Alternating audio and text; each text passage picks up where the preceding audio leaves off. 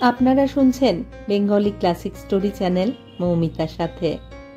এই চ্যানেলে সকল শ্রোতা বন্ধুকে স্বাগত জানাই। আজ যে ছোট গল্পটি আপনাদের পড়ে শোনাবো তা হলো নরেন্দ্রনাথ মিত্রের লেখা গল্প বিষাদ যোগ।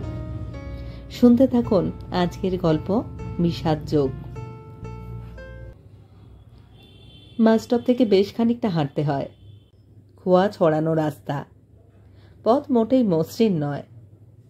দুদিকে ছোট ছোট বাড়ি, টালিতে ছাওয়া, কোনো কোনো ঘরের উপরে করকেটের টিনের চাল। পাকা বাড়িও আছে মাঝে মাঝে। আছে সেই মোষের খাটাল আর কচুরিপানায় ঢাকা ছোট বড় দু তিনটি পুকুর। এগুতে এগুতে শুভেন্দু ভাবল, বিজনদের শহীদনগরের টপোগ্রাফির বিশেষ কোনো পরিবর্তন হয়নি। কলোনিটি ৫-৬ বছর আগেও যা ছিল এখনো প্রায় তেমনই আছে। বিজুদের বাড়ি অবশ্য পাকাই। একতলায় খানতিনের ঘর, সামনে উঠোন আছে, পশ্চিম দিকে শাকসবজি ফুল ফলের বাগান। দেওয়াল ঘেঁষে যে বেলের চারাটিকে উঠতে দেখে গিয়েছিল শুভেন্দু, তা এখন ডালপালায় ছড়ানো ফলন্ত বৃক্ষ। সবুজ সুগোল ফলগুলির দিকে শুভেন্দু মুগ্ধ চোখে তাকালো। বেল অবশ্য সে খেতে ভালোবাসে না, কচিত কখনো খায়। বিজনের বাবা স্বাস্থ্য রক্ষার জন্য 12 মাস বেল খেতেন, 365 দিন। বাজার থেকেই কিনে আনতেন অবশ্য। তখন নিজেদের বাড়িতে বেলের গাছ ছিল না। গতবার এসে তাকে আর দেখতে পায়নি শুভেন্দু। তিনি দেহ রক্ষা করেছেন। মেসোমশাই শুভেন্দুকে খুব ভালোবাসতেন। সদর দরজার সামনে দাঁড়িয়ে শুভেন্দু কড়া নাড়ল। কে জানে বিজন বাড়িতে আছে কি নেই। ও যা সভা সমিতি মিছিল টিছিল করে বেড়ায়, এই রবিবারের বিকেলে বাড়িতে না থাকবারই কথা। শুভেন্দু আগে খবর দিয়ে আসেনি। কিন্তু ভাগ্য ভালো, দেখা হয়ে গেল। বিজন নিজেই এসে দোর খুলে সামনে দাঁড়ালো। হাসি মুখে বলল, হারে তুমি কবে এলে রায়পুর থেকে? শুভেন্দু বলল, পরশু। বিজনদের কলোনির কোনো পরিবর্তন হয়নি। ওর নিজের শরীরও তেমনি বিশেষ কিছু বদলায়নি। শুভেন্দুর মনে হলো কলেজে পড়বার সময় বিজুর যে চেহারা ছিল এই 10 বছর বাদে আজও তেমনই আছে। ছোটখাটো শরীর, 5 ফুটের ওপর বড় জোর, ইঞ্চি 1.5 হবে দৈর্ঘ্যে। কিন্তু রোগা বলে ওকে বেটে মনে হয় না। 22-23 বছরের পর বয়স যেন আর বাড়েনি। মুখে দাড়ি গোপের চিহ্ন সামান্য। ও যেন আজও পূর্ণ যৌবনে পৌঁছায়নি। এই ক্ষীণ দুর্বল অপুষ্ট শরীর নিয়ে ও কি করে এত পরিশ্রম করে? অফিসে কাজ করে, বাকি সময় যায় রাজনীতিতে। ওর মনের জোর আছে বলতে হবে। ওর সঙ্গে সর্বদা যে মতের মিল হয় শুভেন্দুর তা নয়, কিন্তু বন্ধুর মানসিক দৃঢ়তাকে সে সব সময় শ্রদ্ধা করে। বাইরের বসবার ঘটিতে সামান্য কিছু আসবাবপত্র, একখানি তক্তপোষ, খান কয়েক হাতলহীন চেয়ার, একটি আলমারিতে কিছু বই পত্রপত্রিকা। অল্প বয়সী গুটি 3 ছেলে বোধহয় বিজনের জন্যই অপেক্ষা করছে। বিজু তাদের বাইরে নিয়ে গিয়ে মৃদু স্বরে কি যেন উপদেশ নির্দেশ দিয়ে এলো। তারপর ওদের বিদায় দিয়ে ফের এসে বসলো বন্ধুর সামনে। শুভেন্দু হেসে বলল, কি ব্যাপার, বাইরের লোককে বুঝি বলা যায় না? বিজনও মৃদু হাসল। বলে লাভ কি বলো? তার চেয়ে বলো সুমিতা কেমন আছে? ছেলের বয়স বোধহয় বছর 2 হলো, তাই না? কি যেন নাম রেখেছ? শুভেন্দু হেসে বলল, তুমি মনে রাখতে পারবে না। তোমার ধারণা নিজের স্ত্রীপুত্র ছাড়া আর কোনো ব্যাপারে আমার ইন্টারেস্ট নেই। বিজন স্মিত মুখে বলল, ওসব কথা তুলে লাভ কি? দেশের লক্ষ লক্ষ গৃহস্থ যেমন নিজের বউ ছেলে এইসব নিয়ে একটি দুনিয়া গড়ে, তুমিও তাই। তোমার তো লজ্জার কিছু নেই। শুভেন্দু বন্ধুর দিকে তাকালো, তারপর হেসে বলল, আর তোমার নিজের বউ ছেলে হয়নি বলেই কোটি কোটি পরের বউ আর তাদের ছেলে মেয়ে নাতি নাতিদের ভাবনা তুমি কাঁধে নিয়ে বসে আছো। তোমার উপর 3 ভুবনের ভার। বিজন বলল, তোমার সঙ্গে তর্ক করে লাভ নেই শুভেন্দু, একটু বসো। মাকে শিখাকে খবর দিই, নাকি তুমি যাবে ভিতরে? শুভেন্দুর কেমন যেন মনে হলো তাকে চট করে ভিতরে নিয়ে যেতে যেন বিজন অনিচ্ছুক। এও কি মন্ত্রগুপ্তি, নাকি পারিবারিক প্রাইভেসি রক্ষা? কিন্তু কলেজের সেই ফার্স্ট ইয়ার থেকে বিজনের সঙ্গে শুভেন্দুর বন্ধুত্ব, ভিতরে নিয়ে যেতে ওর এত অনিচ্ছে এর আগে শুভেন্দু দেখেনি। মনে মনে একটু ক্ষুণ্ণই হলো শুভেন্দু। বলল, না না না, ভিতরে কি আর হবে কি? মাসিমাকে খবর দাও, তার সঙ্গে একটু দেখা করে যাই, আবার কবে আসা হবে। আর শিখা? বিজন একটু বিব্রত হয়ে বলল, শিখার শরীরটা ভালো যাচ্ছে না বুঝলে, ও শুয়ে আছে। শিখা বিজনের ছোট বোন, ওর সম্বন্ধে কৌতূহল দেখানোটা মোটেই অসঙ্গত মনে হয় না শুভেন্দুর। শিখাকে ফ্রক পরতে দেখেছে শুভেন্দু। বাড়িতে থাকতে খুবই যাতায়াত ছিল, 2 পরিবারে খুবই হৃদ্যতা ঘনিষ্ঠতা হয়েছিল। ওর 2 দিদি রেখা আর লেখার সঙ্গে শিখাও আসত শুভেন্দুদের বাড়িতে। ওর দিদিরা মোটা মোটা উপন্যাস চেয়ে নিত। দিদিদের সঙ্গে ওর ছিল রেশারেশি। ও বলতো, শুভদা আমাকে গল্পের বই দেবেন না? কিসের গল্প, ভূতের না রাক্ষসের? গায়ের রং কালো শিখার, কিন্তু মুখশ্রী ভারী সুন্দর। টানা নাক, চোখ দুটি উজ্জ্বল, দেখলেই মনে হয় বেশ বুদ্ধিমতী। ওর দিদিদের বিয়ে হয়ে গেল। একজন স্কুলের গণ্ডি পেরিয়েছিল, আর একজন পেরোতে পারেনি। বিজুই চেষ্টা চরিত্র করে বিয়ে দিয়েছে। শিখা বিয়ে পাশ করে স্কুলে মাস্টারি করে। শুভেন্দু শুনেছিল ওরও বিয়ের সম্বন্ধ টম্বন্ধ দেখা চলছে। শুভেন্দুর বউ ভাতে বিজু শিখাকে নিয়ে গিয়েছিল নিমন্ত্রণ রাখতে। বিজুর চেহারা বদলায়নি, কিন্তু শিখা অনেক বদলে গেছে। আরো লম্বা হয়েছে, আরো সুশ্রী। এ যেন শুধু দেহের যৌবনশ্রীই নয়, সেই সঙ্গে আরো কিছু বেশি, আরো কিছু আছে।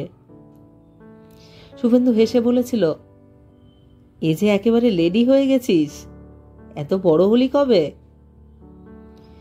শিখা বলেছিল, কি জানি, ক্যালেন্ডার তো দেখিনি। বৌদি কিন্তু ভারী সুন্দর হয়েছে। শুভেন্দু বলেছিল, তাই নাকি? আমার তো মনে হচ্ছিল তোর বৌদিকে যত লোক দেখছে তার চেয়ে বেশি দেখছে তোকে। শিখা লজ্জিত হয়ে বলেছিল, জান। তারপর মুখ তুলে তাকিয়ে বলেছিল, আপনি বড্ড ফাজিল হয়ে গেছেন। বিয়ে করলে মানুষ বুঝি এইরকমই হয়? সেই মধুর লজ্জা আর মধুরতম অনুযোগটুকু ভারী ভালো লেগেছিল শুভেন্দুর। তারপর বছর 3 মধ্যে ওর সঙ্গে আর দেখা হয়নি। ওকে একটু দেখবার ইচ্ছা হচ্ছিল শুভেন্দুর, কিন্তু যে মেয়ে অসুস্থ হয়ে শুয়ে আছে তাকে তো আর দেখতে চাওয়া যায় না, বিশেষ করে বিজুর যখন এত অনিচ্ছা। ভিতরের ঘর থেকে বিজুর মা বেরিয়ে এলেন। এই যে শুভেন্দু, কবে এসেছো বাবা? মাসিমার চেহারা আরো খারাপ হয়ে গেছে। পরনে সরু কালো পাড়ে সাদা খোলের আধময়লা শাড়ি, মুখে ম্লান হাসি। এই মহিলাটির কাছে কত স্নেহই না ছেলেবেলায় পেয়েছে শুভেন্দুর মনে পড়ল। পায়ের ধুলো নিয়ে প্রণাম করল শুভেন্দু। কেমন আছেন মাসিমা? বিজুর মা একটু হেসে বললেন, আর বাবা থাকা থাকি, আমাদের আর থাকা থাকি, দেখতেই তো পাচ্ছ দিনকালের অবস্থা। শুভেন্দু বলল, সত্যি মাসিমা, কলকাতায় এসে দেখছি না এলেই ভালো হতো। বোমা বারুদ গুলি গোলা লেগেই আছে, এক পাড়া থেকে এক পাড়ায় যাওয়ার জো নেই। কখন যে কোথায় কি বিভ্রাট ঘটে, দেখে শুনে মনে হচ্ছে কলকাতা যেন এক পাগলের দুঃস্বপ্ন। বিজন সামনের চেয়ারটায় বসেছিল। বন্ধুর কথা শুনে ফোঁস করে উঠল, স্বপ্ন নয় শুভেন্দু, কঠোর বাস্তব, বলতে পারো ভয়ঙ্কর বাস্তব। কাল যবে জাগে তাকে সভয়ে অকাল কহে সবে। বহুদিনের অবিচার, অব্যবস্থা, গলদ আর গ্লানি জমে জমে পাহাড় হয়ে উঠেছে। শুভেন্দু বলল, সেই পাহাড় বুঝি এখন আগ্নেয়গিরি? মাসিমা বললেন, থাক বাবা, ওসব নিয়ে তর্ক। দিন রাত তো এইসব নিয়েই আছি, আর ভালো লাগে না। মাঝে মাঝে ভাবি দুদিন কোথাও থেকে গিয়ে ঘুরে আসি। শুভেন্দু বলল, বেশ তো, চলুন না মাসিমা আমাদের রায়পুরে, আমাদের কোয়ার্টারে থাকবেন। বেশ ফাঁকা জায়গা, কোথাও কোনো গোলমাল নেই, আপনার কোনো অসুবিধা হবে না। মাসিমা বললেন, ছেলের কাছে আবার অসুবিধে কিসের বাবা? তুমি সেখানে ব্যাংকে ভালো চাকরি করো, বৌমা আছে, আমার কি কোনো থাকার জায়গার অভাব হবে? সেজন্যে নয়। তবে মাসিমা বললেন, আমার দুটি পাগল ছেলে মেয়েকে ফেলে কোথায় যাব বাবা? বৌমার বাচ্চাটি ভালো আছে তো তোমার? ওদের কতদিন দেখিনি। শুভেন্দু বলল, ওরা গড়িয়াহাট পর্যন্ত এসেছে, সুমিতার কাকা আছে সেখানে, দেখা করে যাবে। একবার ভেবেছিলাম নিয়ে আসব, কিন্তু। মাসিমা বললেন, না বাবা, না নিয়ে এসে ভালোই করেছ। মাকে যদি থাকে দেখা সাক্ষাতের সুযোগ হবেই। তোমার আশাটাও আমার ভালো লাগছে না। চাটা খেয়ে তুমি বরং সন্ধ্যার আগেই চলে যাও। যাই, তোমার জন্য চা নিয়ে আসি। বিজু বলল, মা বড্ড প্যানিকি। বিজুর মা ফিরে তাকালেন। প্যানিকি? যা দেখলাম তারপরেও যে বেঁচে আছি। শুভেন্দু জিজ্ঞাসা করল, কি হয়েছে রে বিজু? বিজু বলল, কিছু না, কিছু না। তারপর আর কিছু না বলে গম্ভীরভাবে চুপ করে রইল। লম্বা চওড়া চেহারা নিয়েও এই ছোটখাটো মানুষটির কাছে মাঝে মাঝে নিজেকে বড় ক্ষুদ্র বলে মনে হয় শুভেন্দুর। কলেজে সে পড়াশোনায় বিজুর চেয়ে ভালো ছিল, রেজাল্টও খারাপ করেনি, ভালো চাকরিও পেয়েছে। বাবা মা স্ত্রী পুত্র নিয়ে মোটামুটি সুখেই আছে শুভেন্দু।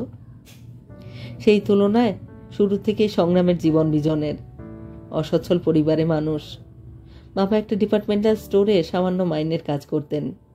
টিউশনি করে পড়তো বিজু, তা সত্ত্বেও রেজাল্ট ভালো করত। তখন থেকে শুভেন্দুর মনে হতো তার অন্তরঙ্গ বন্ধু হয়েও বিজু আলাদা। ও আড্ডা দেয় না, সিগারেট খায় না, কচ্চিৎ কখনো সিনেমা দেখে। যেটুকু সময় পায় পড়াশুনো করে আর বসে বসে ভাবে। চোখের সামনে ও যেন কিছু একটা দেখে, নিজের কল্পনার পৃথিবীকে। শুভেন্দু ভেবেছিল ও বুঝি কবিতা লিখবে, কিন্তু তা লিখল না।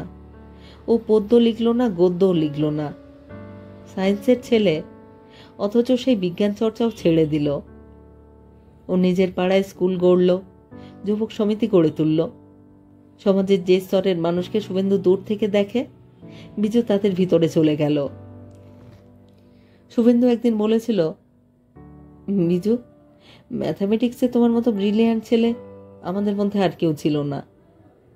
তুমি তোমার সাবজেক্ট নিয়ে থাকলেই বোধহয় ভালো করতে। বিজন মৃদু হেসে বলেছিল, আমি তো আমার সাবজেক্ট নিয়েই আছি। শুভেন্দু ভাবত, গণিত নয়, অগণিতের ভাবনা ওর মনে। সেই ভাবনা ভাবতে গিয়ে ওর পারিবারিক দায়িত্ব অস্বীকার করেনি। বাবাকে সাহায্য করেছে, বোনেদের সাধ্যমতো লেখাপড়া শিখিয়ে বিয়েও দিয়েছে। অমন বিপ্লবীও কতগুলি পুরনো মূল্যবোধকে স্বীকার করে নিয়েছে। শুভেন্দুর একাধিক বন্ধু জীবনে সফল হয়েছে। কেউ বড় ব্যবসায়ী, কেউ বড় চাকুরে, কেউ বা গেছে লেখালেখির দিকে, কেউ বা শুধু একটি সুন্দরী নারীর ভালোবাসা পেয়েই খুশি হয়েছে। বিজু তাদের কারোর মতো হয়নি। ও প্রেম চায়নি, যশ চায়নি, অর্থও চায়নি। তবে দলের মধ্যে ও বোধহয় প্রধান কেউ নয়, তাহলে কাগজে ওর নাম ছাপা হতো। শুভেন্দু শ্রদ্ধা করে বিজনকে। শুধু নিজের জন্য ভাবে না, 10 জনের জন্য ভাবে। 10 জনের জন্য কিছু না কিছু করে, আরো 10 জনের শ্রদ্ধা সে পাবেই। কিন্তু শ্রদ্ধাঞ্জলি দিতে শুভেন্দু হঠাৎ থমকে দাঁড়ায়। সত্যি কি তাই? সত্যি কি রাজনৈতিক কর্মী আর নেতা মানে অতিমানব? বহু মানবের সুখে দুঃখে তাদের হৃদয় আন্দোলিত? রাজনৈতিক চৈতন্যই একমাত্র চৈতন্য? রাজনৈতিক কর্ম মাত্রই একমাত্র কর্ম, নাকি লোকের আরো 5টি কর্মপ্রবণতার মধ্যে এটিও একটি? বিজন মুখে খুব বিনয়ী, মনে মনে কিন্তু ওর প্রচ্ছন্ন একটা অহংকার আছে। নান্য পন্থা বিদ্যতে অয়নায়। সব দলেরই তো ওই একই বাণী, একই বিশ্বাস। এই বিশ্বাস ছাড়া বোধহয় কাজ করাও চলে না। এই অহংকার মানুষকে বাঁচিয়ে রাখে, আবার ভিতরে ভিতরে মারেও। মাসিমা তাদের দুজনের জন্য চাহার খাবার নিয়ে এলেন, বিস্কুট আর 2টি করে সন্দেশ। শুভেন্দু বলল, আমার এসব কেন মাসিমা? মাসিমা বললেন, খাও না বাবা, সবই আমার ঘরেরই তৈরি। শুভেন্দু বলল, বিজু কি একটা বিস্কুটের কারখানাও বসিয়েছে নাকি? মাসিমা হাসলেন, আমার কি আর সেই ভাগ্য বাবা? তোমার বন্ধুর কাণ্ড কারখানা অন্য রকম। শুভেন্দু আবার শিখার কথা তুলল। শিখার কি অসুখ মাসিমা? উঠে এসে একবার দেখাই করতে পারল না? কবে আবার আসবো তার তো ঠিক নেই। বলুন না ওকে। মাসিমা বললেন, কি আর বলবো বাবা, ওর বড্ড মন খারাপ। ঘরের বাইরে ওকে আনাই যায় না, কারোর সঙ্গে দেখা সাক্ষাৎ করেন না, চুপচাপ পড়ে আছে। শুভেন্দু বলল, কেন, কি হয়েছে মাসিমা? তিনি ছেলের দিকে তাকালেন। মিজু বলল, তুমি ভিতরে যাও মা, আমি শুভকে সব বুঝিয়ে বলছি। মাসিমা আর কোনো কথা না বলে ভিতরের ঘরে চলে গেলেন। বিজন কোনোদিনই বেশি কথার মানুষ নয়। আজও সংক্ষেপেই শুভেন্দুর কৌতূহল নিবৃত্ত করল। খুব একটা দুঃখের ব্যাপার ঘটে গেছে ভাই। শিখা একটা ছেলেকে ভালোবাসত, খুব ব্রাইট বয়, হঠাৎ গোলমালের মধ্যে পড়ে মারা গেল। হাসপাতালে দেওয়া হয়েছিল, বাঁচানো যায়নি। শুভেন্দু চুপ করে রইল। কখন যে সূর্য অস্ত গেছে, ঘরের মধ্যে অন্ধকার নেমে এসেছে, কারোরই খেয়াল নেই।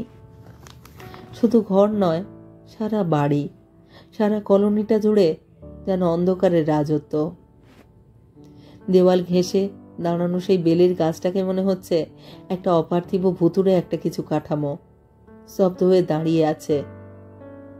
মাধবীলতার গাছকে আলাদা করে চেনা যায় না, ফুলগুলি অদৃশ্য। শুভেন্দু উঠে দাঁড়ালো, বলল, অন্ধকার হয়ে গেল বিজু, এবার চলি। বিজন বলল, দাঁড়াও দাঁড়াও, আগে সন্ধ্যাদীপ জ্বেলে দিই। সুইচ টিপে আলো জ্বালালো বিজন।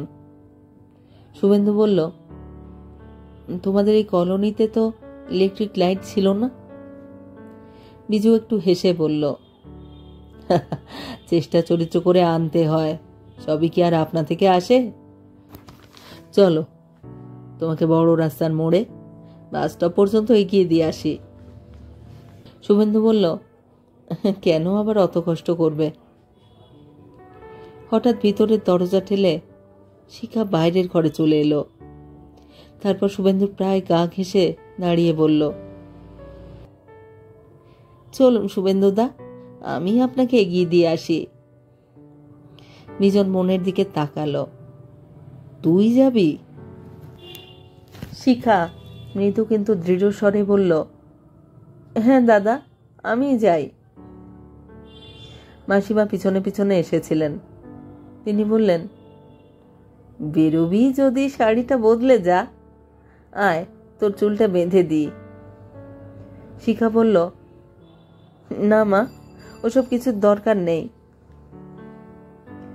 8 শাড়িখানা পরেই শিখা শুভেন্দুর সঙ্গে সঙ্গে চলল। পিঠ ভরে চুলের রাশ ছড়ানো। কতদিন যে চুলের যত্ন নেয় না কে জানে।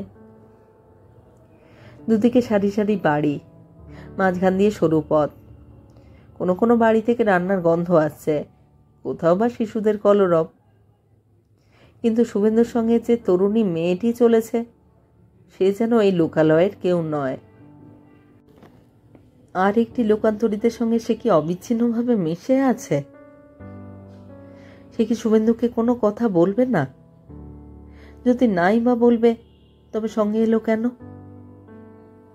বড় রাস্তার কাছাকাছি গিয়ে হঠাৎ শিখা বলল, শুভেন্দুদা।